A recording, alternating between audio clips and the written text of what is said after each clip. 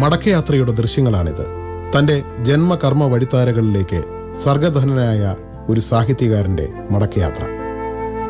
ആലപ്പുഴ ജില്ലയുടെ വടക്കുപടിഞ്ഞാറൻ തീരദേശത്തെ കാട്ടൂർ എന്ന ഈ നാട് മലയാളത്തിൻ്റെ ശക്തനായ സാഹിത്യ സാംസ്കാരിക പ്രവർത്തകൻ MK സാനുവിൻ്റെ ജന്മദേശമാണ്.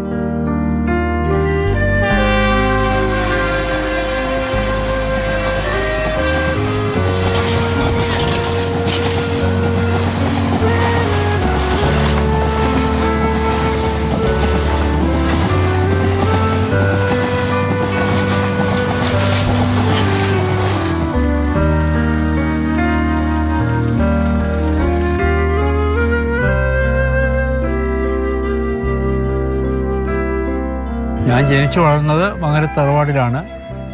അവിടെ അന്ന് കെട്ടിട സമുച്ചയം എന്ന് തന്നെ പറയാൻ സാധിക്കും. ഇതുപോലുള്ള കെട്ടിടങ്ങൾ 1, 2, 3, 4 എണ്ണം ഉണ്ടായിരുന്നു. ഒരു ഭാഗം അടുക്കള, വേറൊരു ഭാഗം സ്ത്രീകൾക്കുള്ളത്, പിന്നെ ഒരു ഭാഗം മറ്റേ കുട്ടികൾക്കുള്ളത്, ചാവടി വരുന്ന അതിഥികൾ കേൾക്കാണ്. നല്ല വരാന്തയായിരുന്നു. അങ്ങനെ ബഹളം നിറഞ്ഞ ഒരു അന്തരീക്ഷമായിരുന്നു അവിടെ ഉണ്ടായിരുന്നത്. എൻ്റെ ഓർമ്മ വെച്ച കാലം മുതൽ ദിവസേന ധാരാളം ആളുകൾ അവിടെ വന്നുകൊണ്ടിരിക്കും. ജോലിക്കാർ തന്നെ ഒരു 10-20 പേരെങ്കിലും കാണും. അയൽപക്കത്തുള്ളവരൊക്കെ, അവർക്കെല്ലാം ഭക്ഷണം അവിടെ കൊടുക്കുന്നത്. അതുപോലെ ദേശങ്ങളിൽ നിന്നൊക്കെ വരുന്നവരുണ്ട്. ഹോട്ടലൊന്നും ഇല്ലല്ലോ, എല്ലാവരും ഇവിടെ വന്ന് ചേരുന്നത്. പിന്നെ മംഗലത്തെ വീട്ടിൽ പണപ്പിരിവിന് വരുന്നവരുണ്ട്. പിന്നെ അവർക്ക് പൊതുപ്രവർത്തനമുണ്ട്, SNDP യോഗം ഉണ്ട്. അതിൻ്റെ വല്യച്ഛനാണ്, എൻ്റെ അച്ഛൻ്റെ ജ്യേഷ്ഠനാണ് ഞാൻ വല്യച്ഛൻ പറയുന്നത്. അദ്ദേഹമാണ് ഇവിടുത്തെ, ഞങ്ങൾ മംഗലത്തെ മൂപ്പിന്നെന്നും പറയും, ഞങ്ങൾ വല്യച്ഛനെന്നും വിളിക്കും. അദ്ദേഹം ഉള്ളതുകൊണ്ട് SNDP പ്രവർത്തകർ വരും. അന്ന് അവർക്കാണെങ്കിൽ പലതരം പ്രവർത്തനമുണ്ട്. ഒന്ന്, ആളുകൾക്ക് സ്റ്റഡി ക്ലാസ് നടത്തുക, നിശാപാഠശാല പോലെ പ്രായം ചെന്നവർക്ക്. അന്ന് എഴുത്തും വായന അറിയുന്നൊരു ചുരുക്കമായിരുന്നു. ഞാൻ ഏകദേശം 7ാം ക്ലാസ്സിൽ പഠിക്കുമ്പോൾ വരെ പഠിപ്പിക്കാൻ പോയിട്ടുണ്ട് വയസ്സന്മാരെ. 2, ഈ ബുദ്ധിമുട്ടൊക്കെ ഉള്ളവർക്ക് പലതും 2-3 ചാക്ക് അരി വാങ്ങിച്ച് ഓരോ വീട്ടിലും കുറേ ശരി കൊടുക്കും. അന്ന് കൊടുക്കുന്ന പോലെ പച്ചക്കറി എന്തെങ്കിലും വാങ്ങിച്ചു കൊടുക്കും. 3ാമത്തേത്, ഇവിടെ ഉള്ള ആളുകളുടെ ഒരു പഞ്ചായത്ത് പോലെ തർക്കങ്ങൾ വന്നാൽ വലിയച്ഛനെ തീർക്കാൻ വരും. അടിപിടി തർക്കങ്ങൾ, വഴക്കുകളൊക്കെ തീർക്കാൻ വരും. പിന്നെ തെങ്ങ് കയറ്റം എന്ന് പറയുന്ന ഏകദേശം 2ാം മാസം ഒരിക്കലാണ് തെങ്ങ് കയറേണ്ടത്. പക്ഷേ മംഗലത്തുകാർക്ക് ഏകദേശം ഒരു 1.5 മാസം വരെ ഇങ്ങനെ കയറിക്കൊണ്ടിരിക്കും. അപ്പം അടുത്ത സ്ഥലത്ത് കയറാറാകും. അത് ദിവസേന വരും. അപ്പോൾ ഞങ്ങളുടെ ജോലി, ആ വക കാര്യങ്ങൾ ജോലി, ഈ വരുന്ന തേങ്ങ ഓരോ സ്ഥലത്തു നിന്ന് അവരുടെ പേര്, ഇത്ര തേങ്ങാണ്ട് എണ്ണി ചിട്ടപ്പെടുത്തി രസീറ്റ് കൊടുത്തേക്ക് പോകും. ശ്രീനാരായണ ഗുരുസ്വാമിയുടെ ആത്മീയ സാന്നിധ്യമുണ്ടെന്ന് വിശ്വസിച്ചു പോന്ന മംഗലത്ത് വീട് MK സാനുവിൻ്റെ കുടുംബ വീട്. ഇന്ന് ആൾപ്പാർപ്പില്ലാതെ കാട് പിടിച്ചു കിടക്കുന്ന ഈ വീട്ടിൽ 2 പ്രാവശ്യം ഗുരു സന്ദർശനം നടത്തിയിട്ടുണ്ട്. 2 അത്ഭുത കഥകളും അദ്ദേഹത്തെ പറ്റി ഇവിടെ കേട്ടുകേൾവിയുണ്ട്. ഞാൻ ജനിക്കുന്നതിനൊപ്പത്തെ കഥയാണ്. അദ്ദേഹം ആദ്യത്തെ പ്രാവശ്യം വന്നത്, അദ്ദേഹത്തിന് ശിവഗിരിയോ എവിടെയോ ഒരു ഇത് സ്ഥാപിക്കുന്നതിന് മംഗലത്തുകാരുടെ സഹായം ആവശ്യമുണ്ട്. പിന്നെ ആരോ വന്ന് ചോദിച്ചപ്പോൾ ഇവിടെ അറിഞ്ഞു, ആൾ മംഗലത്ത് വരണമെന്ന് അറിഞ്ഞു കഴിഞ്ഞാൽ പിന്നെ ഇവിടെ ഒരു നിവൃത്തിയില്ല. അത്ര ഭക്തിയായിരുന്നു അദ്ദേഹത്തിൻ്റെ നേർക്ക്. എല്ലാവരും സസ്യാഹാരം മാത്രമാക്കും, മീൻ കഴിക്കില്ല, ഇറച്ചി കഴിക്കില്ല. പിന്നെ എല്ലാവരും രാവിലെ എഴുന്നേറ്റ് പ്രാർത്ഥന. അദ്ദേഹത്തിന് വേണ്ടി ഒരു മുറി ഒരുക്കിയിട്ടിരുന്നു. അവിടെ നിലവിളക്ക് കത്തിച്ച് വെച്ചു. അവിടെ വന്നാണ് അദ്ദേഹം ഇരിക്കുന്നത്. പിന്നീട് വളരെ കാലം ആ നിലവിളക്ക് കത്തിച്ച് വെച്ചിരുന്നു. അവിടെ ആ മുറി ആരും കടക്കില്ല, ശുദ്ധമായിട്ട് സൂക്ഷിക്കുന്ന ഒരു മുറിയായിരുന്നു. അവിടെ വന്നതിന് ശേഷം കാണാൻ 100 കണക്കിന് ആളുകൾ വരും. പലർക്കും ഭക്തിയുണ്ട്, പലർക്കും പരാതിയുണ്ട്, പലർക്കും രോഗത്തെപ്പറ്റി പറയണം, അങ്ങനെ പലത് വരും. അതിലൊന്ന്, ഈ ഭാഗത്ത് താമസിച്ചിരുന്ന അവരെയാണ് ഞാൻ കണ്ടിട്ടുള്ളത്. അവർക്ക് വർത്തമാനം പറയില്ലായിരുന്നു. അപ്പോൾ സ്വാമി വന്നതിന് ശേഷം സ്വാമി എടുത്ത് കൊണ്ടുവരും. ഇവിടെ ഊമയാണ്, 14 വയസ്സുണ്ട്, 14-15. വർത്തമാനം പറയില്ല എന്ന് പറഞ്ഞു സ്വാമി. അപ്പോൾ സ്വാമി നോക്കിയിട്ട് എന്താ പേര് എന്ന് ചോദിച്ചു. കുരുമ്പ എന്നാണ് പേര്. അന്നാണ് വർത്തമാനം പറയാൻ തുടങ്ങിയത് എന്നാണ് കഥ പോകുന്നത്. അവരെ ഞാൻ കണ്ടിട്ടുണ്ട്. പല്ലൊക്കെ പോയി കുരുമ്പ അമ്മയെന്നാണ് ഞങ്ങൾ വിളിക്കുന്നത്. കുരുമ്പ അമ്മയോട് ചോദിച്ചപ്പോൾ ചിരിച്ചുകൊണ്ട് ഇതൊക്കെ പറയുമായിരുന്നു. 2ാമത്തെ കഥ, വലിയച്ഛൻ അവിടെ ഇരിക്കുമ്പോൾ തന്നെ അവിടെ ഒരു മൈതാനം ഉണ്ടായിരുന്നു. പോങ്കെ മൈതാനം എന്താണ് പറയുന്നത്. അവിടെ നടക്കുന്ന ആരോ കണ്ടു എന്നൊരു കഥ കേട്ടിട്ടുണ്ട്.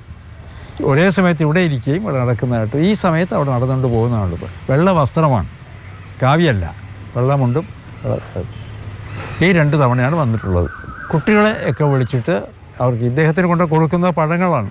മുന്തിരിങ്ങ പഴം അത് എല്ലാവർക്കും കൊടുക്കും. കൽക്കണ്ടം ഡിസ്ട്രിബ്യൂട്ട് ചെയ്യും.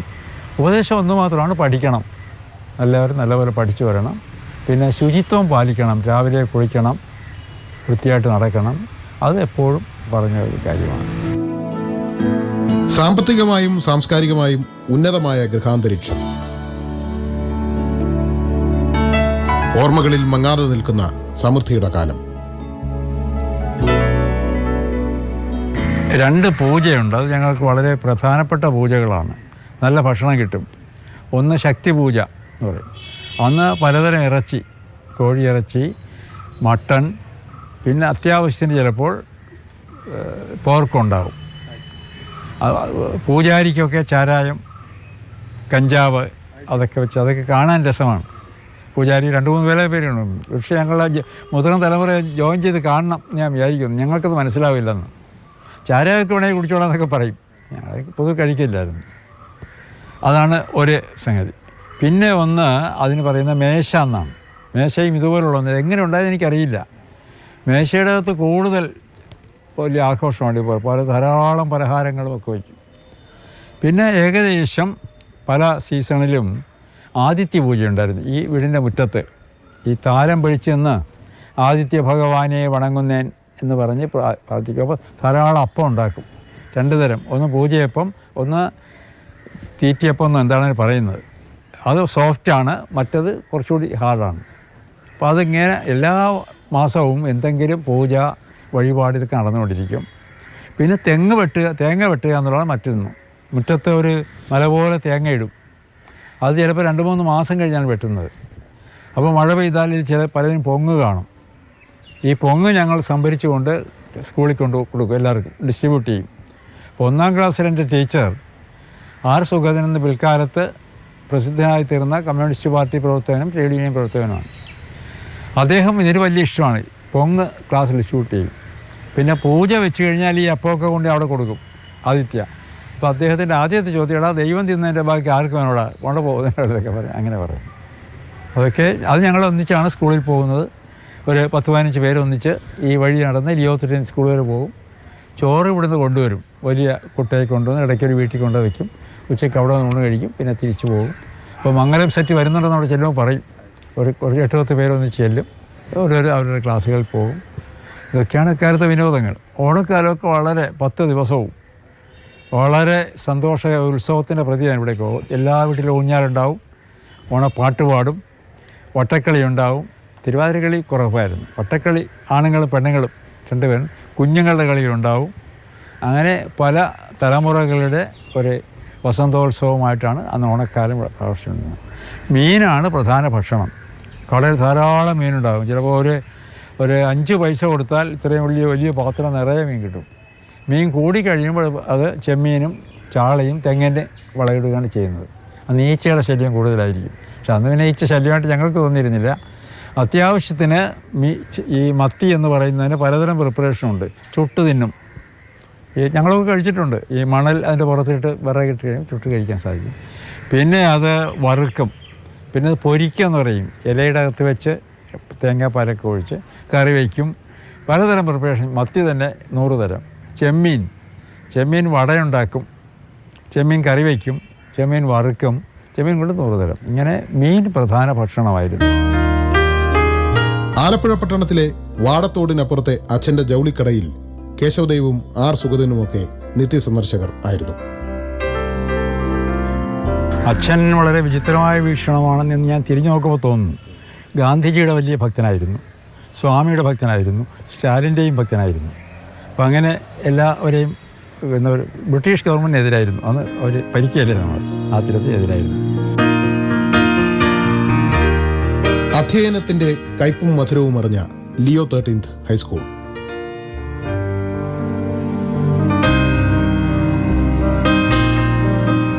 ഇന്നത്തെ പ്രത്യേകത വളരെ കർശനമായ അച്ചടക്കം അച്ചടക്കം എന്ന് പറയപ്പെടുന്നത് പാലിച്ചിരുന്നതാണ്.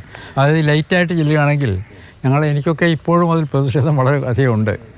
കാലം വളരെയേറെ കഴിഞ്ഞുവെങ്കിലും ലേറ്റായിരുന്നപ്പോൾ 1 സെക്കൻഡ് 2 സെക്കൻഡ് മറിഞ്ഞാൽ മതി. അപ്പോൾ ഹെഡ് മാസ്റ്റർ അടുത്ത് പോയിട്ട്, അച്ഛനാണ്, ലേറ്റ് ടിക്കറ്റ് വാങ്ങിച്ചുകൊണ്ട് വരണം. ലേറ്റായി എന്നുള്ളതിൽ അവിടെ നിന്ന് ന്യായ സാങ്ഷൻ. അത് ചെന്നാൽ അടിയാണ്, കൈ നീട്ടിപ്പിടിച്ച് നീളത്തിൽ അടിക്കും ചുവരിൽ. അപ്പോൾ ഇവിടെ പാട് കിടക്കും. അപ്പോൾ അത് പല ദിവസങ്ങളിലും സംഭവിക്കും. ഒരു മിനിറ്റേക്ക് ചിലപ്പോൾ ഉച്ചയ്ക്ക് ഊണ് കഴിച്ചിട്ട് പിന്നെ ഓടിയെത്തും. നമ്മളിവിടെ നിന്നൊക്കെ ചെല്ലുന്നത് വിയർത്ത് ഉച്ചയ്ക്കായിരിക്കും ചെല്ലുന്നത്. പക്ഷെ അതിനോട് ഒരു ദാക്ഷിണ്യം. ടീച്ചേഴ്സ് പലതരം സാരീസ് ഉള്ളവരൊക്കെ ഉണ്ടല്ലോ, അവർ ചെവി പിടിക്കുക, പലരും പലതരമുള്ള കലാപരിപാടികളുണ്ട് ശിക്ഷയിൽ. അത് ഒരു അരോചകമായ അന്നത്തെ അനുഭവമായിരുന്നു. എങ്കിലും ചില ടീച്ചേഴ്സ് വളരെ സ്നേഹസാന്ദ്രമായി പെരുമാറുന്നവരും ഒന്നാന്തരമായി പഠിപ്പിക്കുന്നവരുണ്ടായിരുന്നു.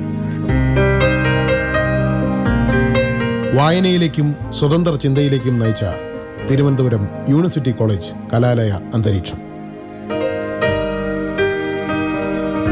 തിരുവനന്തപുരത്ത് ചെന്നപ്പോൾ എനിക്ക് കിട്ടിയത്, ഞാൻ ഒരു പരിമിതമായ ലോകത്തിൽ നിന്ന് രക്ഷപ്പെട്ട് ഒരു വലിയ വിശാലമായ ലോകത്തിൽ പല അർത്ഥങ്ങളിൽ എത്തിച്ചേർന്നു.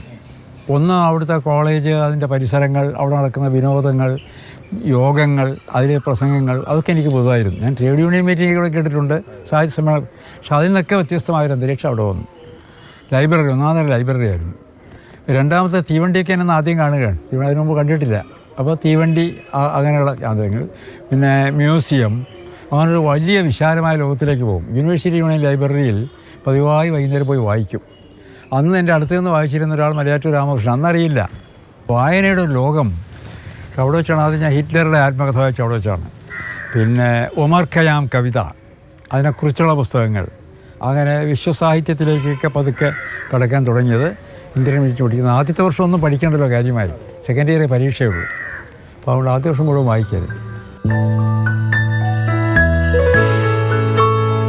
ബിരുദ പഠനം വീണ്ടും ആലപ്പുഴയിൽ. സനാതന ധർമ്മ കോളേജ് അന്ന് പ്രവർത്തിച്ചിരുന്നത് പട്ടണ നടുവിൽ ആയിരുന്നു. ST കോളേജ് എന്ന ഈ സ്കൂളിനോട് ചേർന്ന സ്ഥലത്താണ്, അപ്പുറത്തായിരുന്നു. ഇന്നാണത് കളർകോടേക്ക് പോയത്. അന്ന് ആ കോളേജിൽ ഞാൻ പഠിച്ചിരിക്കുന്നത് അത് ഘട്ടത്തിൽ അത് വളരെ രാഷ്ട്രീയ അതിപ്രസരമുള്ള സ്ഥലമായിരുന്നു. എല്ലാവരും അഖില കേരള അടിസ്ഥാനത്തിൽ പ്രവർത്തിക്കുന്ന നേതാക്കന്മാർ പലരും ഉണ്ടായിരുന്നു.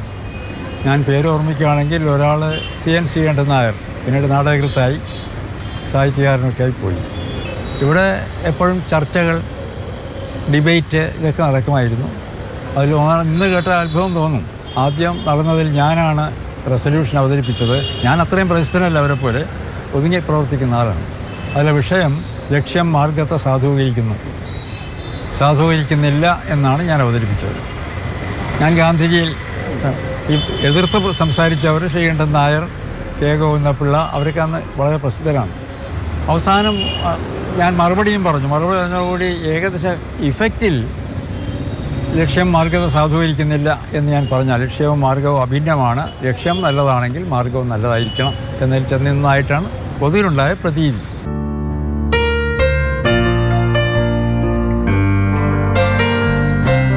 കലാലയ നാളുകളിലെ അച്ചടക്കവും പ്രസരിപ്പും നായകശേഷിയും MK സാനു എന്ന അധ്യാപകന് വഴിയൊരുക്കി.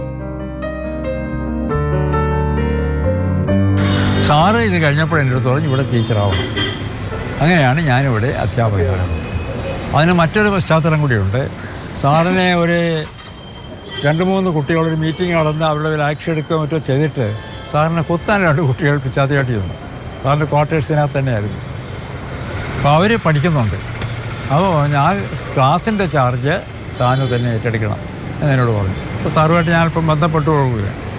അങ്ങനെയാണ് എന്നെ ഒരു ക്ലാസിൻ്റെ ചാർജ് ഏൽപ്പിക്കുന്നതും.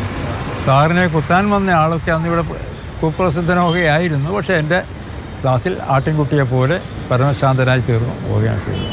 കുട്ടികൾക്കൊക്കെ ഒരു പക്ഷേ ഈശ്വരാനുഗ്രഹമായിരിക്കാൻ എന്നോട് ഭയങ്കര സ്നേഹമായിരുന്നു. പോകാൻ നേരത്തെ വളരെ ഹൃദ്യമായ അവർ എൻ്റെ പിന്നാലെ വരികയും വെട്ടിക്കൊണ്ട് നാട്ടിലേക്ക് ചെയ്തു.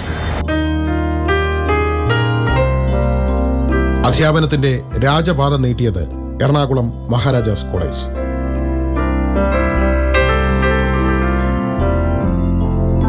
സാഹിത്യ പ്രവർത്തനങ്ങൾക്കും ചിന്തകൾക്കും സുഗമ അന്തരീക്ഷം.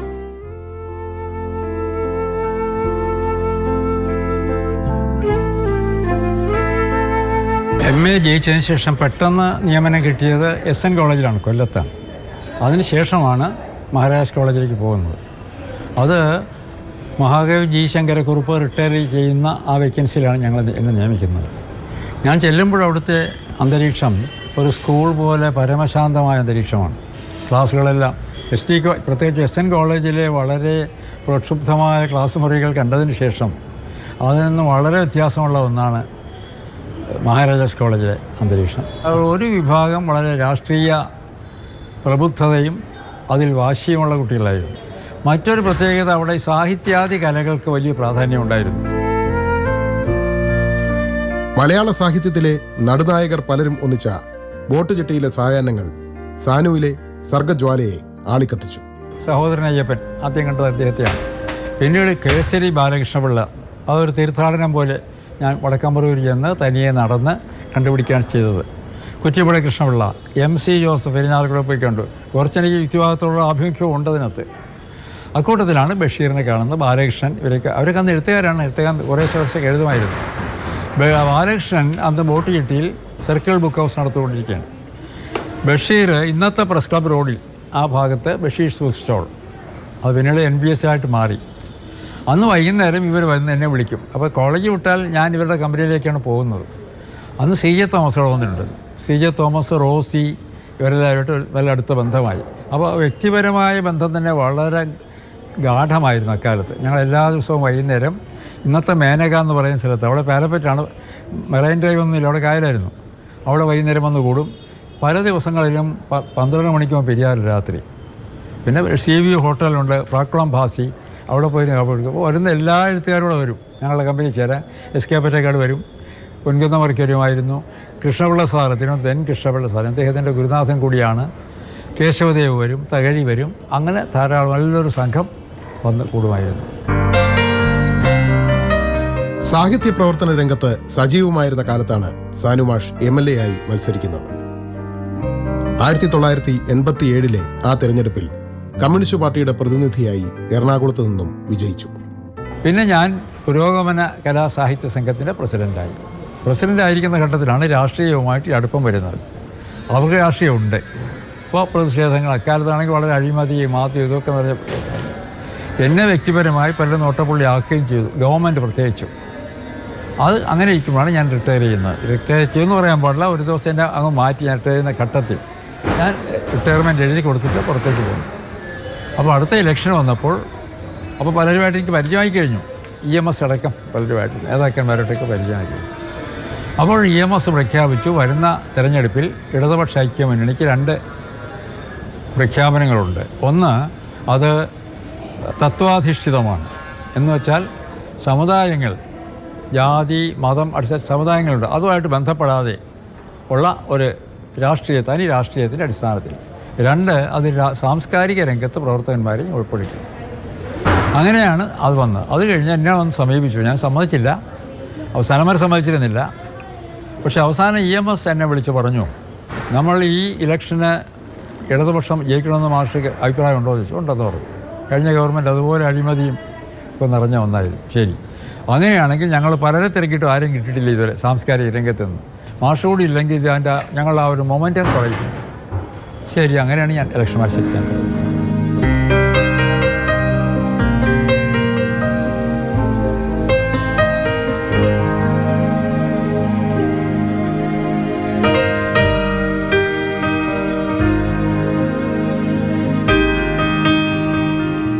എന്നാൽ തന്റെ കർമ്മഭൂമി രാഷ്ട്രീയ രംഗമല്ലെന്ന് അദ്ദേഹം പറയുന്നു.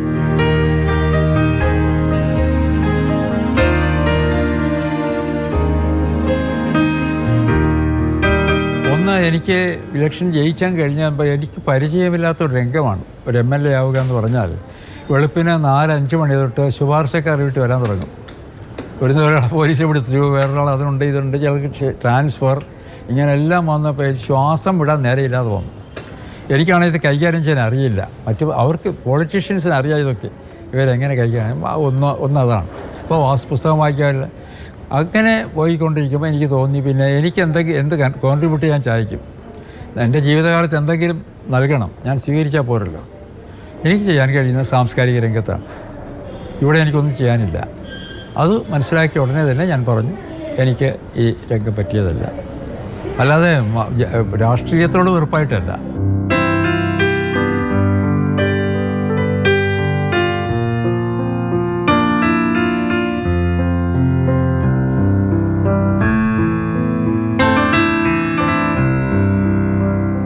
ജീവചരിത്രങ്ങളും നിരൂപണ ഗ്രന്ഥങ്ങളും സാഹിത്യ പഠനങ്ങളും അടക്കം നിരവധി കനപ്പെട്ട സംഭാവനകൾ അദ്ദേഹം സാഹിത്യ കേരളത്തിന് നൽകി.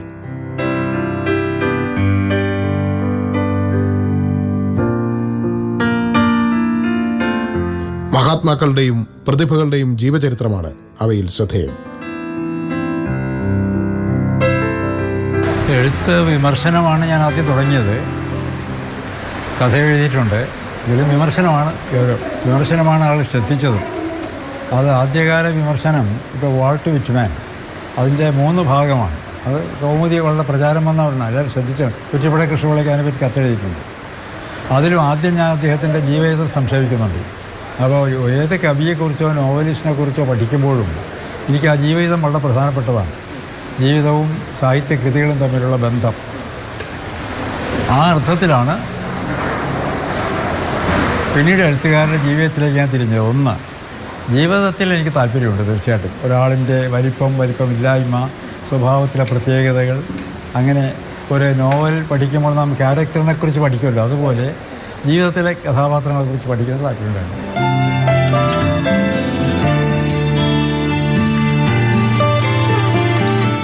ആയിരം പൂർണ്ണചന്ദ്രന്മാരെ പിന്നിടുന്ന ജീവിത വഴിയിൽ വായനയും എഴുത്തും നിതാന്ത കർമ്മം.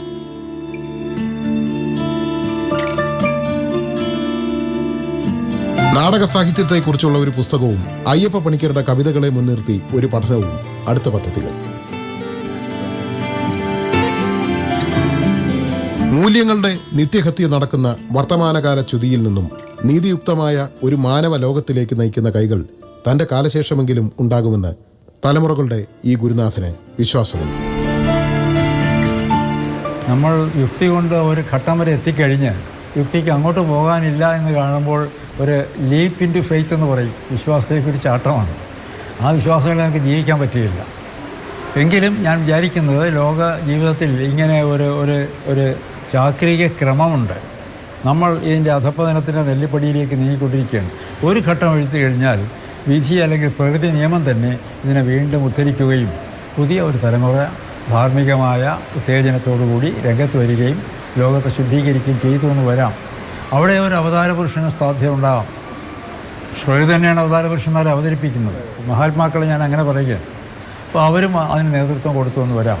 ഇന്നത്തെ ഈ പാപഭൂയിഷ്ടമായ ജീവിതം അതിൻ്റെ ഏറ്റവും വലിയ അധപ്പതനത്തിൽ എത്തിയതിന് ശേഷം പുണ്യത്തിൻ്റെ ഒരു ബീജം അവിടെ നിന്ന് വരും. ആ പുണ്യമാണ് നമ്മെ രക്ഷിക്കാൻ പോകുന്നത് ഞാൻ വിശ്വസിക്കുന്നു.